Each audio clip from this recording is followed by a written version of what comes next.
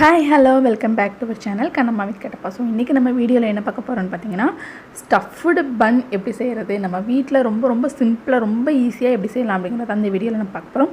So வீடியோக்குள்ளே போகலாமா? நான் அதுக்கு முன்னாடி சேனலை இது வரைக்கும் நீங்கள் சப்ஸ்கிரைப் பண்ணால் ப்ளீஸ் சப்ஸ்கிரைப் பண்ணுங்கள். சப்ஸ்கிரைப் பண்ணிட்டு பக்கத்தில் இருக்க பெல் பட்டனை கிளிக் பண்ணிட்டு ஆல் அப்படிங்கிற ஆப்ஷனை கிளிக் பண்ணிங்கன்னா தான் நான் அடுத்து போடுற வீடியோஸ்க்கு உங்களுக்கு நோட்டிஃபிகேஷன் வரும். நீங்கள் என்னோடய வீடியோஸை மிஸ் பண்ணாமல் பார்க்க முடியும்.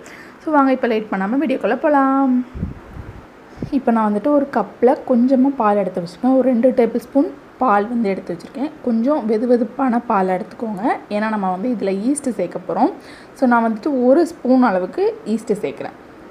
1 ஸ்பூன் ஈஸ்ட்டு சேர்த்துட்டு கொஞ்சம் நல்லா மிக்ஸ் பண்ணிவிட்டு அதை ஒரு ஓரமாக வச்சுருங்க. அது கொஞ்சம் மெல்ட் ஆகி அதாவது கரைஞ்சி இதாகட்டும், ஈஸ்ட் ஆக்டிவேட் ஆகட்டும். ஸோ அதனால் அது ஒரு ஓரமாக வச்சுட்டு இப்போ நான் வந்துட்டு ஒரு பெரிய கிளாஸில் ஒரு கிளாஸ் ஒரு 200 கிராம் மைதா மாவு நான் எடுத்திருக்கேன். இதிலையே ஒரு 2 டேபிள் ஸ்பூன் அளவுக்கு ஆயில் நான் சேர்த்துக்கிறேன். மைதா மாவு இஷ்டம் இல்லைனா நீங்கள் கோதுமை மாவு கூட ஆட் பண்ணிக்கலாம். பட் அது நான் செஞ்சு பார்த்ததுல டேஸ்ட் எப்படி இருக்குன்னு தெரியாது.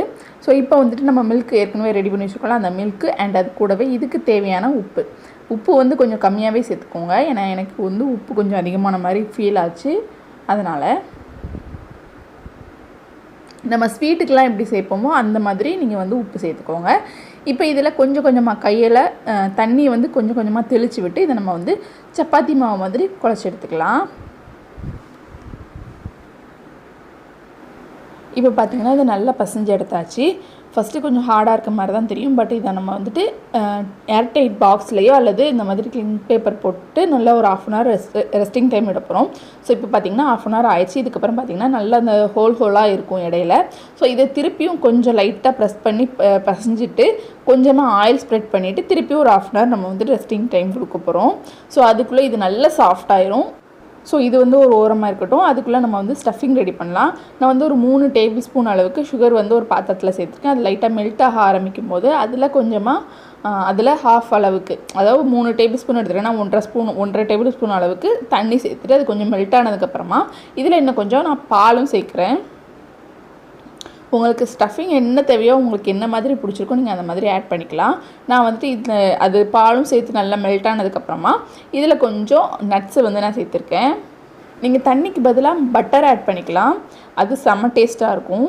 ஸோ இப்போ இது நல்லா அது கம்பைன் ஆனதுக்கப்புறமா இதில் ஒரு 2 டேபிள் ஸ்பூன் அளவுக்கு 2 ஸ்பூன் அளவுக்கு அரிசி மாவு சேர்க்குறேன். நான் அரிசி மாவு ஏன் சேர்க்குறேன் அப்படின்னு பார்த்தீங்கன்னா, அது நல்லா ஒரு பைண்டிங் மாதிரி இருக்கும் அப்படிங்கிறதுனால, கொஞ்சம் கிறிஸ்பியாகவும் இருக்கும் அப்படிங்கிறதுனால நான் 2 டேபிள் ஸ்பூன் முதல்ல 1 ஸ்பூன் ஆட் பண்ணேன். இப்போ 2வது ஸ்பூன் ஆட் பண்ணிவிட்டு அது நல்லா மிக்ஸ் ஆனதுக்கப்புறமா அடுப்பு ஆஃப் பண்ணிக்கோங்க. அடுப்பு ஆஃப் பண்ணிவிட்டு அதுக்கப்புறமா அதில் ஒரு 1/2 ஸ்பூன் அளவுக்கு நெய் நான் சேர்த்துருக்கேன். சேர்த்துட்டு அதை தனியாக வச்சுக்கலாம். இப்போ நமக்கு இந்த மாவு ரெடி ஆயிடுச்சு. பார்த்திங்கன்னா தெரியும், ரொம்ப சாஃப்டாக இருக்கும். ஸோ இந்த மாதிரி கொஞ்சம் அதை நீட் பண்ணிக்கலாம். நீட் பண்ணிவிட்டு இதை நம்ம இப்போ கட் பண்ணி எடுக்க போகிறோம். இந்த மாதிரி பால்ஸாக உருட்டி எடுத்துக்கோங்க. நம்ம சப்பாத்தி மாவுக்கு எப்போவும் எப்படி எந்த மெத்தடில் செய்வோமோ அதே மெத்தடில் 5 பால்ஸ் கிடச்சிச்சு. ஸோ 5 பால்ஸையும் இந்த மாதிரி சப்பாத்தி திரட்டுற மாதிரி திரட்டினதுக்கப்புறமா அதில் கொஞ்சமாக அந்த ஆயிலோ அல்லது பட்டரோ க்ரீஸ் பண்ணிக்கோங்க. க்ரீஸ் பண்ணிவிட்டு நம்ம லாஸ்ட் வீடியோவில் இது பண்ணியிருப்போம், பரோட்டா எப்படி பண்ணுறது, ஈஸியாக எப்படி பண்ணுறது அப்படிங்கிற வீடியோவில் இது பண்ணியிருப்போம். ஸோ அதே மெத்தடில் ஒன்றுத்துக்கும் மேலேயும் நம்ம ஆயிலோ அல்லது பட்டரோ க்ரீஸ் பண்ணிவிட்டு எல்லாத்தையுமே மேலே அடிக்கிடலாம் லேயராக.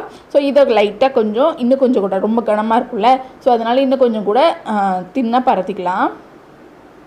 பரத்திட்டு இதை நம்ம ரோல் பண்ண போகிறோம். இந்த மாதிரி ரோல் பண்ணிவிட்டு திருப்பி இதையும் நம்ம கட் பண்ணி எடுத்துக்கலாம்.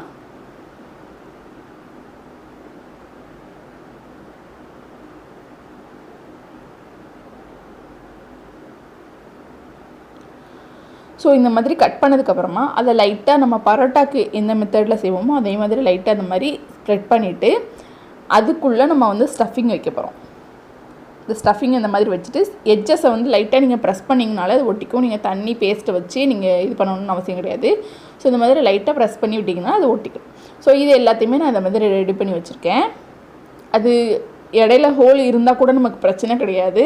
ஏன்னா இதை நம்ம ஆயிலில் ஃப்ரை பண்ண போகிறது கிடையாது. இதை நம்ம பேக் பண்ணி தான் எடுக்க போகிறோம். ஸோ இந்த மாதிரி நான் ஒரு நான்ஸ்டிக் தவா எடுத்திருக்கேன். அது அப்படிங்கிறதுனால இதில் பட்டர் பேப்பரோ அல்லது ஆயில் போட்டு க்ரீஸ் பண்ணணுங்கிற அவசியம் கிடையாது. நம்ம ஸ்ட்ரைட்டாக இந்த மாதிரி அதை அரேஞ்ச் பண்ணிடலாம் அந்த தவாவில். அதுக்கு மேலே பட்டர் வச்சுட்டு லைட்டாக அந்த மாதிரி க்ரீஸ் பண்ணிவிடுங்க. பட்டருக்கு பதிலாக நீங்கள் வந்து எக் ஒயிட்டும் யூஸ் பண்ணிக்கலாம். எக் ஒயிட் யூஸ் பண்ணும்போது அது இன்னும் கொஞ்சம் கூட ஒரு yellowish கலரில் இருக்கும். மேலே இருக்கிற அந்த லேயர் மட்டும் கொஞ்சம் கிறிஸ்பியாகவும் இருக்கும். ஸோ இந்த மாதிரி ஒரு தோசை தவா நான் இரும்பு தவா அடியில் வச்சுட்டு அதுக்கு மேலே இந்த நான்ஸ்டிக் தவா ரெடி பண்ணி வச்சுருந்தோம்ல, ஸோ அதை வச்சுட்டு அதுக்கு மேலே லிட்டு போட்டு க்ளோஸ் பண்ணிடலாம். இப்போ வந்துட்டு ஒரு 15 மினிட்ஸ்க்கு அப்புறமா ஒரு சைடு வந்து நல்லா பேக் ஆயிடுச்சு. இப்போ வந்துட்டு எல்லாத்தையுமே திருப்பி போட்டாச்சு. திருப்பி போட்டு திருப்பி ஒரு 15 மினிட்ஸ் இங்கே வந்துட்டு பேக் பண்ணி எடுத்துடலாம். அவ்வளோதான், நம்மளோட ரெசிபி வந்து ரெடி ஆயிடுச்சு. ஸ்டஃப்டு பன் நம்ம வீட்டில் ரொம்ப சிம்பிளாக ரொம்ப ஈஸியாக எப்படி செய்கிறது அப்படிங்கிறத இந்த வீடியோவில் பார்த்தோம். நல்ல ஒரு சாஃப்டாக இருக்கும். வெளியே நான் வந்துட்டு அதை உள்ளே இருக்கக்கூடிய அந்த லேயரையும் நான் காட்டுறேன், அப்போ உங்களுக்கு புரியும். அப்படி கடையில் வாங்குகிற அதே ஒரு ப்ரெட்டோட டெக்ஸ்சர் இருக்கும் நமக்கு. வெளியே இருக்கக்கூடிய நம்ம பட்டர் க்ரீஸ் பண்ணதுனால வெளியே இருக்க லேயர் வந்து கிறிஸ்பியாலாம் இருக்காது, அதுவுமே சாஃப்டாக தான் இருக்கும். ஏன்னா கொஞ்சம் கலர் மட்டும் சேஞ்ச் ஆகிருக்கும். இப்போ பார்த்திங்கன்னா தெரியும் உள்ளே இருக்க லேயர் வந்து எவ்வளோ சாஃப்டாக இருக்குது அப்படிங்கிறது. சூடாக சாப்பிடும்போது வேறு லெவல் டேஸ்ட்டில் இருக்கும். கண்டிப்பாக ட்ரை பண்ணி பாருங்கள். கடையில் வாங்கக்கூடிய அதே ஒரு டெக்ஸ்சர், அதே ஒரு சாஃப்ட்னஸ் வந்து நம்மளுக்கு இந்த ப்ரெட்டில் கிடைக்கும். ஸோ கண்டிப்பாக எல்லாருமே ஒரு தடவையாவது ட்ரை பண்ணுங்கள். ட்ரை பண்ணி பார்த்துட்டு எப்படி இருந்தது அப்படிங்கிறத கமெண்ட் பாக்ஸில் சொல்லுங்கள். அண்ட் இந்த வீடியோ பிடிச்சிருந்துச்சுன்னா லைக் பண்ணுங்கள், உங்கள் ஃப்ரெண்ட்ஸ் கூட ஷேர் பண்ணுங்கள். நாளைக்கு இதே டைம் இன்னொரு செமையான வீடியோவில் நான் உங்களை மீட் பண்ணுறேன். அது வரைக்கும் டாடா பாய்.